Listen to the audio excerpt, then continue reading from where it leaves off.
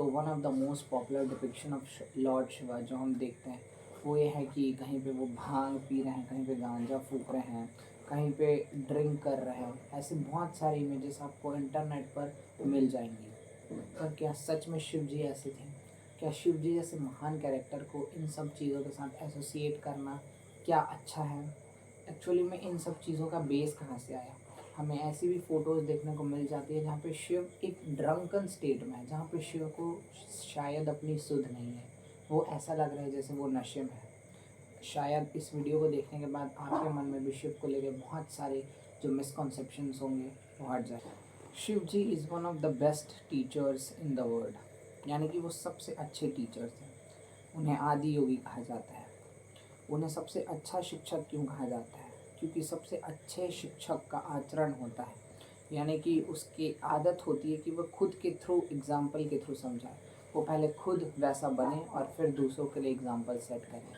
जैसे कि अगर शिव जी को सिखाना है कि हम मिनिमलिस्टिक लाइफ भी जी सकते हैं, हम कम चीज़ों में भी संतुष्ट रह सकते हैं, तो वो अपने थ्रू सिखाते हैं। एक सिंपल से बाघ के चर्म को लेकर एक सिंपल से जगह में रहने वाले एक योगी की तरह वो रहते हैं। तो ये है हमारे Shiv ji. Coming to the point of the video, हम शिव जी के उस ब्लिसफुल स्टेट, उस नशे वाले स्टेट को समझने वाले हैं। इसी तरह जैसे शिव जी का आचरण है कि वह खुद के थ्रू सिखाते हैं, अब वो योगियों को एक अष्टांग योग का वन ऑफ द मोस्ट या फिर कहूँ द फाइनल पार्ट समाधि के बारे में सिखाने वाले हैं। समाधि क्या होता है? समाधि एक ऐसा ब्लिसफुल स्टेट है जहाँ पे शरीर का कोई सुध नहीं होता योगी को, because the unit mind merges with the cosmic mind. अब ये मर्जेंस क्या है, ये मर्ज होना क्या है और समाधि क्या है, इसको बहुत ही एक अच्छी एग्जांपल से समझते हैं। नोटिस किए कि आप किसी चीज़ को जब बहुत ध्यान से देख रहे हो, बहुत टाइम से उस पॉइंट पर कॉन्सेंट्रेट कर रहे हो, तो आप अपने सराउंडिंग्स को भूल जाते हो। Because it is our nature, मतलब कि हमारे माइंड का नेचर है कि अगर किसी पे पिन पॉइंट हम कंसंट्रेट करें तो हम अपने आसपास से अपने बारे में भी भूल जाते हैं। और यहीं पे आता है योग और साधना।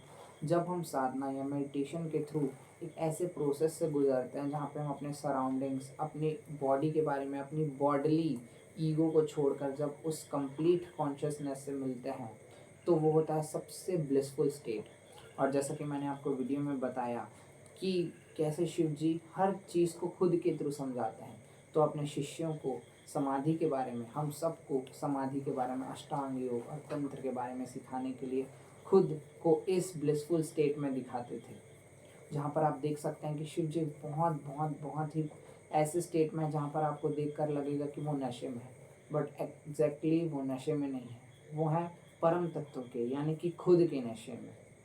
शिव जी जैसे महान कैरेक्टर जो कि हमको यम, नियम, योग, तंत्र और एक अच्छी लाइफ जीने के लिए सिखाए, उनको हमें नशे से एसोसिएट करना सही नहीं लगता।